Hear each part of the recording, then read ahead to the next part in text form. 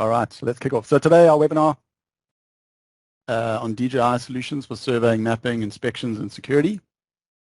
We've been a distributor for DJI for quite some time now, about since the beginning of 2020, and we've seen a large amount of traction in the drone market. And someone's trying to steal my presentation. So let me just share it again. Always the gremlins that come in during live webinars. So just loading it up again. I think the person knows who they are. All right. Would everyone please keep themselves on mute if possible? Would love to hear what your other conversations are about. No, I'm kidding. All right, let's kick off. So as I was saying, we've been a distributor for DJI for some time, since the beginning of 2020, and we've seen obviously a significant increase in business and drone sales across the survey mapping market, of which we are very familiar with our history with Trimble and geospatial technologies in the past and obviously going forward. There are other sectors of the industry, inspections and security and so on, that remain.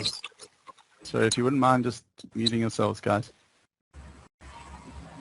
I'm going to mute everybody. Okay, everyone is muted.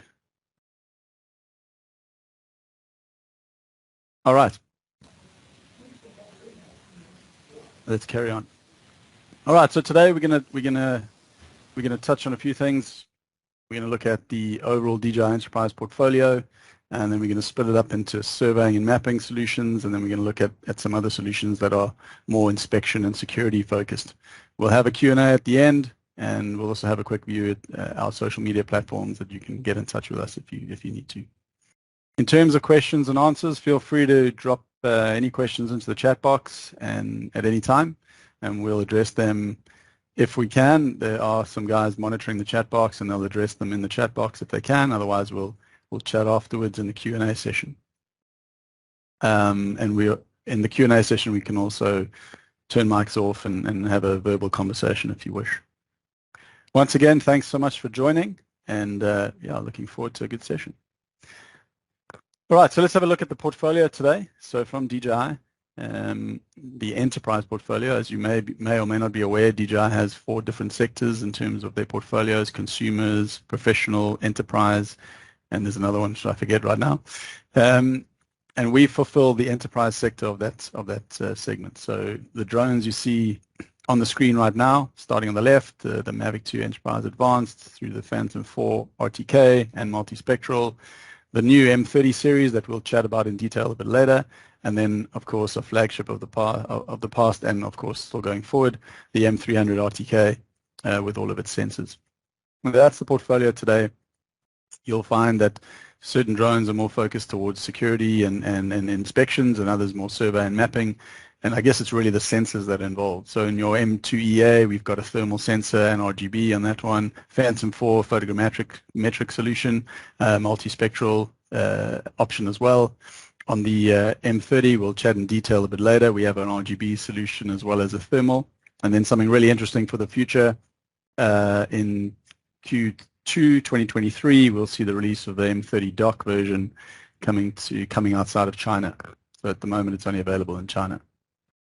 And then the M300 RTK with the L1 and P1 for survey and mapping applications, LiDARs and a photogrammetric sensor, and then the other H-series sensors, H20, H20T, and H20N, used more for inspections and security and surveillance and so on. Through the M300 and the new M30, there are also a large amount of third-party sensors that are available, spotlights, speakers, and various other things that we can add on. So I've divided the presentation into 2 sections. So we'll chat a bit about surveying and mapping solutions. We'll review the M300 and the L1 and the P1 and chat briefly on that, and then we'll move on to inspections and security. All right, so the flagship drone from DJI today, the Matrice 300 RTK, it's been on the market for a couple of years now, and a fantastic solution in the region of 55 minutes flight time, and a variety of sensors that you can plug onto the M300. So as I mentioned, the L1 and the P1 for survey and mapping applications, And then the H series, the H20, the H20T, and now the new H20N are available for inspections and security surveillance. Let's have a closer look at the P1. So a global shutter photogrammetric sensor, 45 megapixels, fantastic sensor. And the data sets are amazing. They come out of the P1. You have an array of lenses that you can fit on as well. It's supplied by default with a 35 millimeter lens, but you can also put on a 24 or 50 mil if you wish, purchased separately. If you guys were on the webinar back in June on the 23rd, we chatted a bit about Trimble Business Center workflows, and the data set I presented was a P1 data set from DJI. Some pretty neat features from the P1. Without GCPs, claiming a 3 centimeter horizontal, 5 centimeter vertical accuracy. Of course, from a survey perspective, and I am a surveyor myself, you would always want to have some form of ground control just to make sure that you're in the right system and so on. So in a lot of cases, guys are going out saying, oh, but I don't need ground control. It's very important to at least have checkpoints. But a significantly reduced amount of control of drones of the past, where you used to have hundreds of control points to make sure your system worked. That is significantly reduced now with the TPK processing and the fantastic sensors that are on the market. Very efficient solution, 45 megapixels, smart oblique capture is pretty neat, where the actual camera itself is tilted, so you're almost getting an oblique type of image setup, and you can cover larger areas. A global shutter, which is fantastic for. Someone keeps trying to steal my presentation.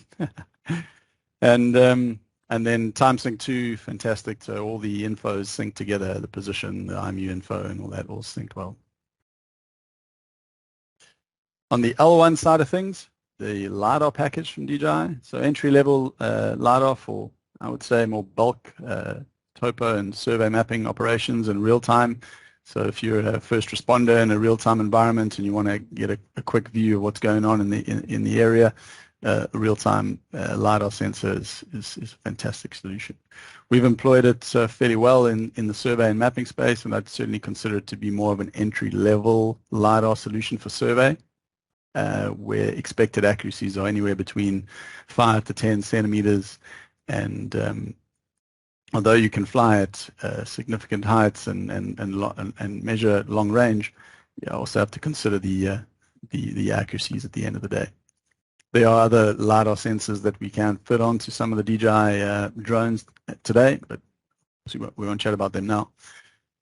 But a very, very handy tool, a fantastic piece of kit.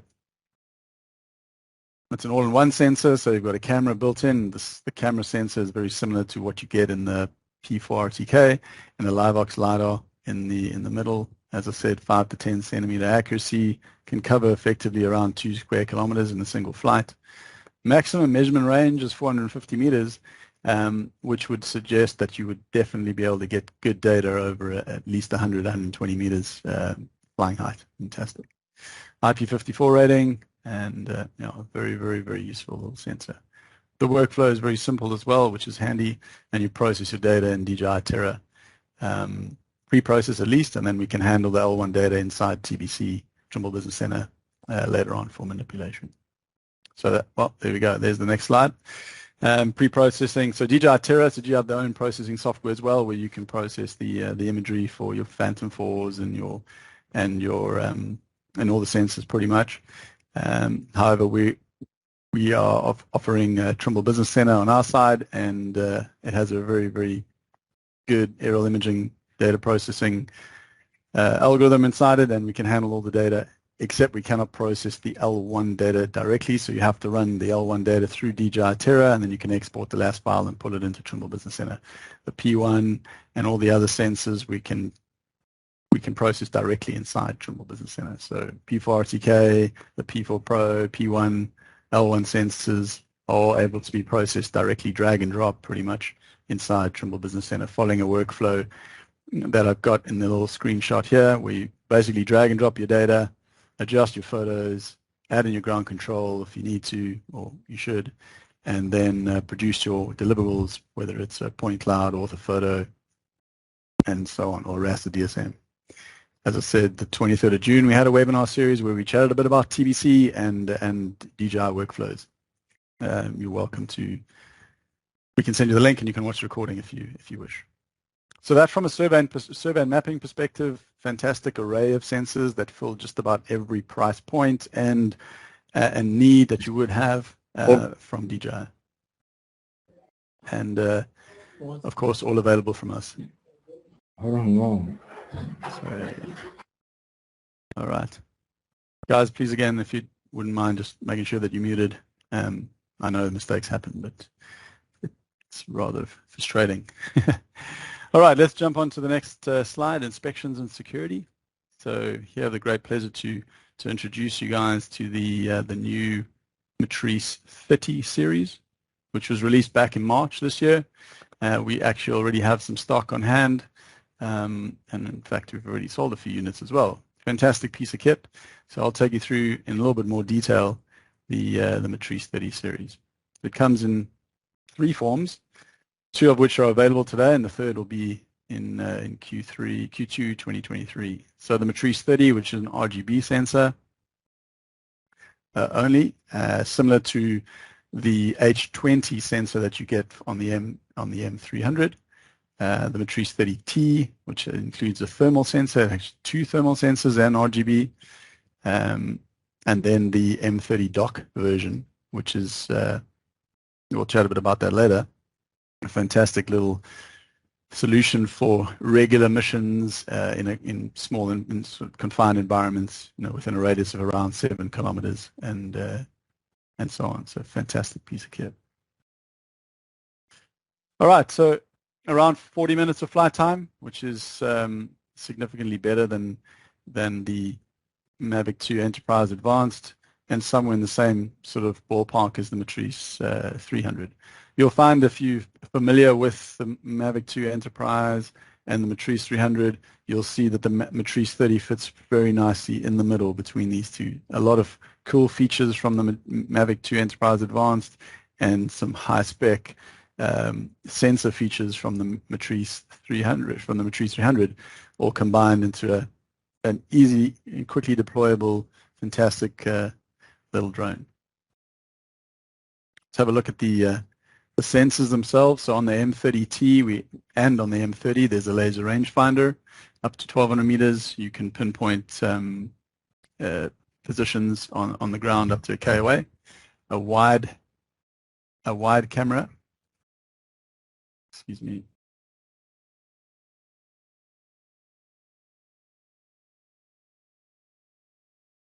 Apologies for the background noise. A zoom camera, and then another thermal camera as well on the thermal version. Of course, the Matrice 30 non-thermal version doesn't have any thermal sensors, but the other sensors remain the same. So visual cameras, wide range. You'll see the little video playing there. You can see 10 times zoom coming in.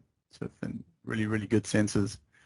We've got 1 to 5 times digital zoom on the wide camera, and then 15 to 16 times optical zoom with the zoom camera. It's really, really fantastic. And both the M30 and M30T have the same functionality. Neat little self-heating function if you're in areas where there's a lot of fog and so on. Up to 200 times zoom, so you can clearly see from the image in the screen that significant zoom capability, which is pretty handy when you're doing the inspections and trying to find things from a fair distance away. Smart low light photography, so bright, clear imagery in low light conditions. And in the working environment, it's never perfect to take imagery or look at things. You never have the perfect environment that you can always fly. So if we're able to fly and take an imagery and do inspections in low light areas, even better. So it gives you more chance to get your job done. Improved thermal imaging. So we have 2 thermal cameras on the M30T version, and the imagery is significantly improved. What the guys at DJI have done is they've taken a large amount of the successful components of the H20 and H20T and moved those into the M30, and so you'll find that With the Matrice 300, you're obviously able to change your sensors around. With the Matrice 30 and the Matrice 30T, you have a fixed sensor, but the functionality that's built into there is very, very, very much the same as what you get in a Matrice 300 with an H20, H20T sensor. Yeah, bring it that one back.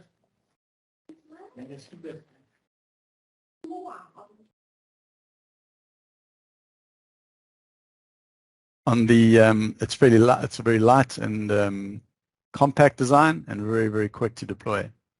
So just show you that the video quick, just clipping out, very, very neat little solution. You've still got to move the arms, of course. It doesn't do it like it does, like you see in the video, but that just gives you an impression of what it looks like. We've got these neat little click-in arms like you'd be used to the Matrice 30. I mean, the Matrice 300, you'd have the arms that you've got to screw on, the little connector. This is a little push and click, which is really, really good. And there's a built-in sensor to check that it is clicked in properly, which is fantastic. Comes in a small, convenient backpack, which houses the controller, the drone, and of course the batteries. And you can literally deploy this thing in less than a minute. Fantastic. So durable and rugged, weatherproof, IP55, which is pretty decent for a drone. Good transmission range and for antenna design to ensure that you're always able to communicate with your drone. Significant obstacle avoidance and all the cool safety features that you've known from DJI from the past built into this drone and enhanced significantly. A lot of redundancy built into the system with dual IMUs and barometers and RTK sensors and so on. So if there's system failures and so on, there's definitely redundancy built in to make sure this is a very safe drone to fly. Some of you might notice the 3-prop emergency landing. So if one of your motors goes or prop falls off or something like that, you can still land the drone with 3 props, which is pretty handy. DJI AirSense, fantastic solution to keep you aware of other aircraft with transponders in the environment, and also, so that you're aware and you understand where you're flying and, to try and avoid anything possible.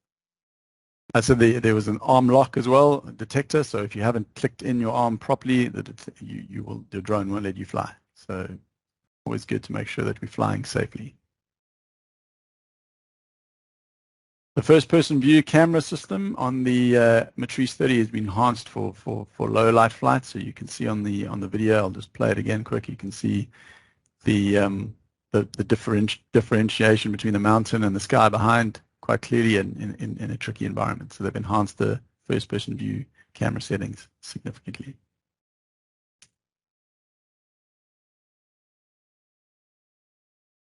On the controller side of things, so along with the Matrice 30, DJI released the new controller, the DJI RC Plus. And you'll see the video playing in the background, just giving some indication of how bigger screen. So we've now got a 7-inch screen, much brighter. It's glove friendly, which is good for the professional world. Additional buttons for easy control, IP54 rating, and operating temperature between -20 and 50 degrees. I don't think I would want to be operating in -20, but hey, you're able to. Very powerful 4 CPUs, 7 GPUs, very powerful controller, dual RC capability, 6 hours of battery life. Yeah, really fantastic solution. And the video is still playing on a little bit. We'll skip through, just have a look, see, yeah. If you look on the middle of the screen, you can see how the guy controlling the drone is really, doing some really good inspections of this power line, and the bigger screen and the clarity of the imagery from the Matrice 30 allows you to do your job extremely well.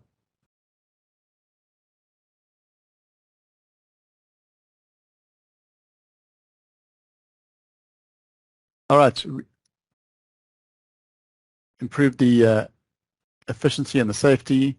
There's a clear presentation of flight info on the screen with DJI Pilot 2, sorry, introduction of DJI Pilot 2 on the new RC controller as well. You'll find that if you're a current Matrice 300 operator, you will also be able to have access to DJI Pilot 2 for the Matrice 300. It's changed a few things, but added a lot more functionality and allow you to be more effective and efficient inside while you're operating a drone. Also the ability to connect to Flight Hub 2, which is currently under a free beta trial. So if you are interested in trialing out Flight Hub 2, you're able to sign up for a free beta until the end of October. Just another couple of views of what's on the screen, so showing your RTK status. They just really try to put a lot more information on the screen. I know in the past the controller was a little bit smaller and you had to go into menus to go and see different things. So they try to put all the most important information right at your fingertips, so you're more in control when you're operating. In DJI Pilot 2, we're also able to see the topo map display and the satellite as well, and you can also measure lines and take line and area measurements in real time. Another cool tech inside the software running on the Matrice 30 is new Smart Track, automatically detect and follow objects.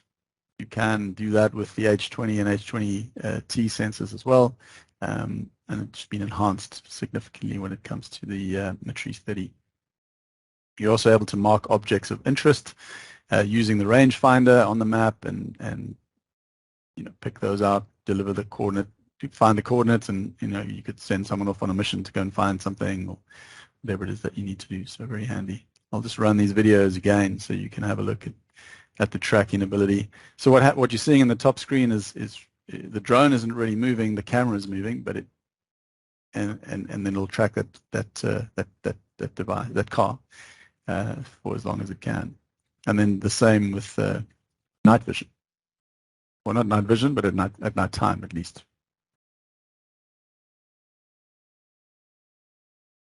High-res grid photos. So if you're doing any inspections, you want to set up a grid to take high-res imagery of the environment. You can do that really effectively within DJI Pilot 2 software. Really fantastic solution. And then able to zoom in and look at the imagery in high detail. I'll just play the videos again so you can see. There you go, past so fast.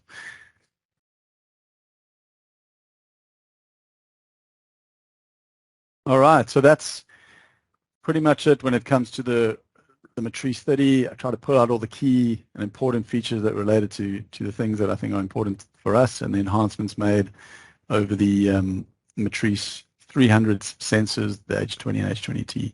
Really, Matrice 30 is a fantastic drone. Definitely, if you're into inspections and surveillance of sorts, then by all means have a good look and see it. Next up, let's just have a quick chat about the DJI dock, which is the third option on the Matrice 30 that'll be available, as I've said, next year, Q2 2023. So a little bit of, I think the video staggered a little bit. Let's play it again. All right, so the idea is that the drone is now almost fully automated. Some of the design things features behind or thought processes behind the DJI dock were, increased labor cost of pilots, and you need to have high operational skills and so on to fly these things. So now with the use of Flight Hub 2 and the DJI dock, we're able to automate a lot of these routine inspections and so on. So you've got around about 7 kilometer radius from the dock to fly, and of course you are in control of the drone as you're flying it through essentially your PC using Flight Hub, but you are connected to it at all the time. So it would be almost the same as if you were standing right next to the dock and flying your drone. Of course, you'd have to adhere to the limitations in terms of beyond visual line of sight or visual line of sight and so on, all the regulations. I'm just letting you know what you're able to do, but of course you need to fly under the guidelines of the Civil Aviation Authority. So a really neat little solution. Fully automated, so it charges the drone in the dock. You load up your missions, you can plan your flight missions, and you only need a really small area as well to place it. Day and night operation. It's waterproof, IP67, the core components, as you saw in the first little video that was teeming with rain, some lightning protection built in, power off protection as well. And you'll see in a snapshot in the next slide how small it really is. If you look at the bottom right-hand corner, you'll see the little dock is on the back of a truck. moving it around. So you need about a square meter, a cubic, roughly a square meter of area to place it. Its weight is around 90 kgs, so you can pick it up, put it on a truck, move it to another location if you need to. It really just needs a power source and an internet connection, and you're good to go. There are 4G dongles and so on built in, so technically speaking, you could pretty much put it anywhere where you've got cell comms and power, of course. So it gives you some large coverage, around 7 kilometers, as I've said, radius from the dock. Very quick turnaround because the unit is able to fast charge, and there's an air conditioning system built inside, so you can fast charge, cool the batteries, and turn around our flights very quickly. And there's 2 charging modes as well, so we can charge from 10 to 90% in about 25 minutes, which is really good. On the management side of things, we can manage our devices with Flight Hub.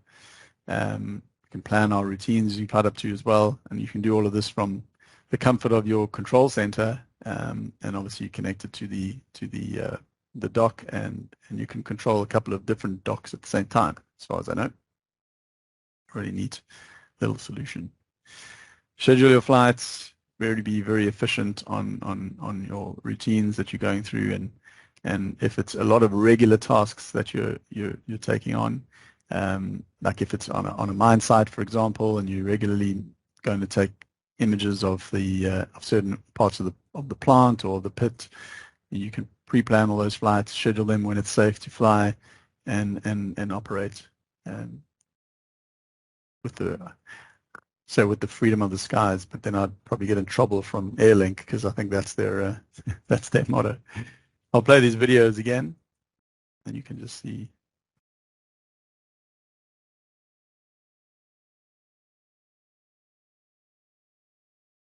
All right, so that's a fancy little piece of kit that's coming out, as I said, next year, and really looking forward to getting our hands on it and see how we can apply it into our markets in South Africa, whether it's mining or if you're a professional survey guy, or if you're involved in security or just doing routine inspections and so on. I think there's definitely opportunity. All right, next up, another new sensor that was released also in March along with the M30 is the H20N, for N standing for night vision. So it's a very similar looking sensor to the H20 and H20T in terms of size, and you just have a whole lot more eyes looking back at you, i.e. there's more cameras and laser rangefinder as well, more cameras, more sensors in the solution, and it operates with the Matrice 300 RTK. Its primary focus, I'd say, is more down the security and surveillance part of the market, due to its enhanced night vision and night vision capabilities and so on, using what they call a starlight camera, which really I'll show you some pictures in a minute, which you're able to see significantly better significantly better at nighttime compared to some of the other sensors. So if we compare here, we look at the H20T zoom camera on the left-hand side, the same area with the H20N zoom starlight camera, and you can see a chalk and cheese visual difference between the sensors. The location here was around 500 meters from the drone is about 500 meters from the area in the image, and about 60 meters above ground.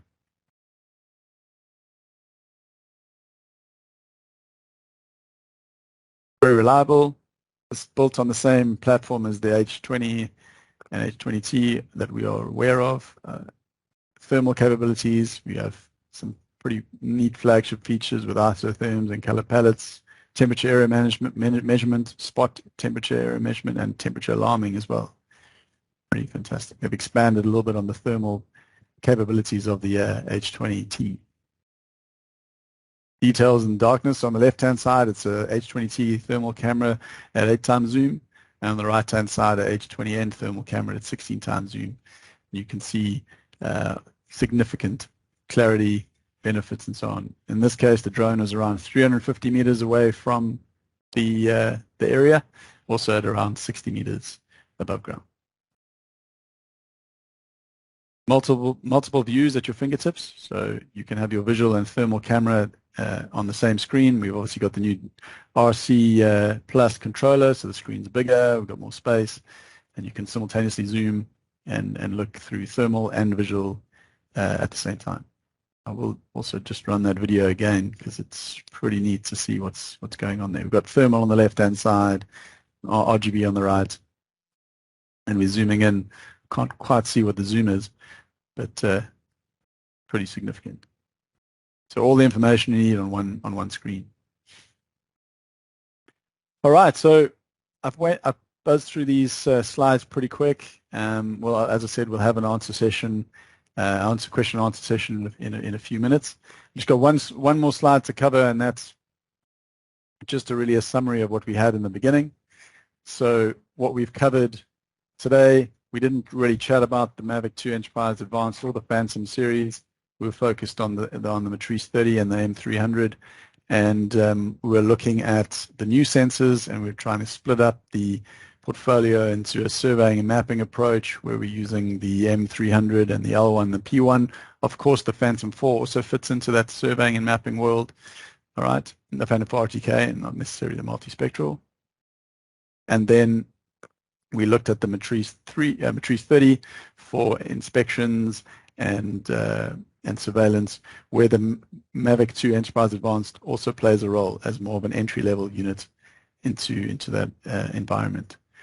So you'll see that the goodness that we've got from a compact drone, being the Mavic 2 Enterprise Advanced, and our big flagship M300, you'll see the M30 fitting nicely in between, with it being compact, easily to move around, easy to deploy, and yet significantly increase or have all these fancy features that the H20 and H20T have built into the drone. It's a really, really good solution. So I'd say the portfolio pretty much covers just about everything you need from a multi-rotor perspective in the survey, mapping, inspections, and surveillance security industries. Give us a shout whenever you wish. Even ask some questions now if you want, and we can get our guys to get in touch, and we can chat about the solutions that are available today in more detail, and the solutions that will suit your needs, whether you're in the mining industry doing surveying or surveillance, whether you're in the security industry, or if you're in the utility industry inspecting power lines or inspecting other assets, cell phone masts or whatever it is. I think we've got something here that can fit into your toolbox.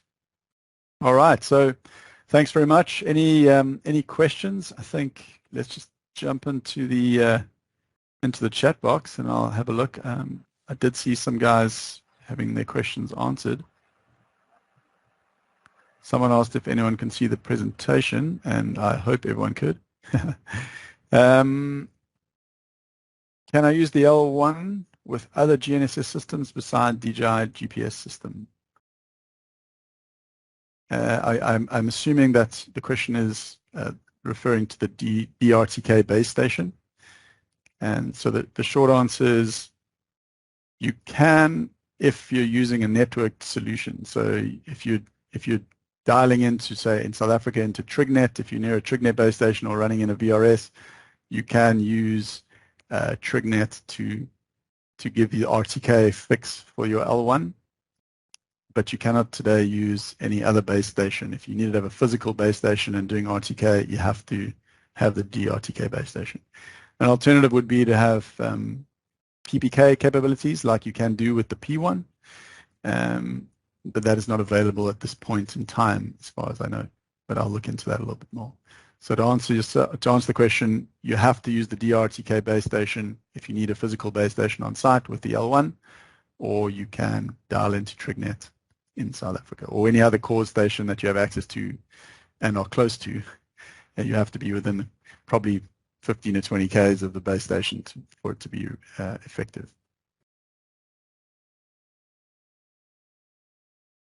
Just scrolling through here. Any other questions? Oh, Gustav, thanks for answering that one. Do you need a license to fly? Depends on what you're flying. If you're flying as a hobbyist, then technically don't. But if you're doing any kind of professional work, you definitely need a license. You need to do your RPL. You need to do your ROC, fly under an ROC, and do all the right things. I believe that there's soon to be quite a big clamp down on guys flying outside of the regulations and flying under the radar. So be sure to make sure you have the right licensing and so on, and let's do the right thing. Can you fit third-party sensors to collect data? So on the M300, you can. So we also represent a company out of the US called GeoQ, and we have a few LiDAR sensors that we can fit onto the M300. And there are other sensors or third-party sensors that you can also fit onto the M300. Oblique cameras and a whole lot of multispectrals as well from Microsense and so on. So yes, there are other third-party sensors that you can use to collect data. I've also seen sensors used to do bathymetric surveys and a few other things as well. Next question, can a single DRGK2 base station be purchased with P4 RTK be used on all DJI drones? Yes, it can. So the DRTK base stations that you purchase today, you can use them with a Mavic 2 Enterprise Advanced, as long as that's got an RTK module on it. P4 RTK, yes, certainly, and of course the M300. And the Matrice 30 is also RTK enabled, so you can use it there too. Yes, and Gustav said, but not simultaneously. Good one. All right. Then last question I see there is 7-kilometer range and 55-minute flight time typical. That 7-kilometer range is with the docking station, but generally your command and control range of these types of solutions is somewhere between 7 to 10 kilometers. But remember, you also need to be flying underneath the right regulation and flying according to the license that you have. So if you're flying visual line of sight, you're only allowed to fly 500 meters away from you, and you need to have visual line view of the drone at all points in time. Extended visual line of sight means you can fly up to a kilometer, but you need a spotter. And then if you're doing BB loss but beyond visual line of sight, there are obviously other regulations and so on that you need to adhere to. So if you're flying 7 kilometers away from yourself, you would most likely be flying beyond visual line of sight. 55-minute flight time. These drones can cover a significant range. So yeah, that's not a problem to cover 7Ks if you need it. Clarence asking what LiDAR sensors are available and what price ranges as accuracy on the L1 not ideal for various situations. So what we have in terms of LiDAR solutions, so we also represent, as I've said now, GeoQ, so our LiDAR sensors, the TrueView series from GeoQ, ranging anywhere between around 950,000 Rand up to 2 million Rand for a sensor, which fits directly onto the M300. That excludes the M300, but includes all the necessary software that you need to process your data. There's another option that we have. We also represent Quantum Systems with a fixed-wing VTOL, and they have a sensor called the Cube 240 LiDAR sensor, and that obviously fits onto the F90 from Quantum Systems, but that is also an option, and that is also in the region of 1 million Rand, excluding the drone. If you're not from South Africa and you need it in dollars, then the Rand's not very strong these days, but 55-odd thousand US, probably about right. Does Optron, Brand's asking if Optron provide training to get the flying license when buying the drone. So we'll provide training on how to fly the drone, but we don't provide the pilot license training. You need to go to a vendor who offers the actual RPL license training. We are connected with guys across the country, and we can certainly refer you to the people that can get you on the course to do your RPL license. We will, however, we can, of course, show you how to fly the drone, whether it's the DJI or the Quantum or whatever it is, but you would need to do your RPL if you're operating professionally, and that's there are a number of vendors across the country who offer that. Good stuff. Thanks for answering those questions. All right. Any other questions and queries? I think thanks so much for asking all these things. It's really good. Shows that guys are listening and are interested in the technology. And I think the drone world is a fantastic place to be.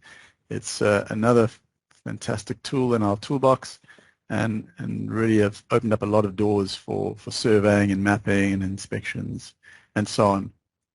So last slide just before we head off, just some of the social media stuff. Sorry, trying to get the slide to work. So we're on all the social platforms: LinkedIn, Facebook, Instagram, YouTube, and of course our website.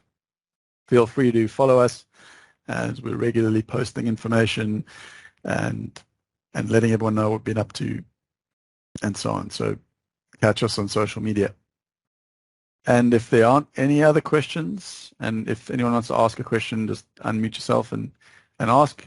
I'll let the air settle for a few seconds. Otherwise, we'll call it a day.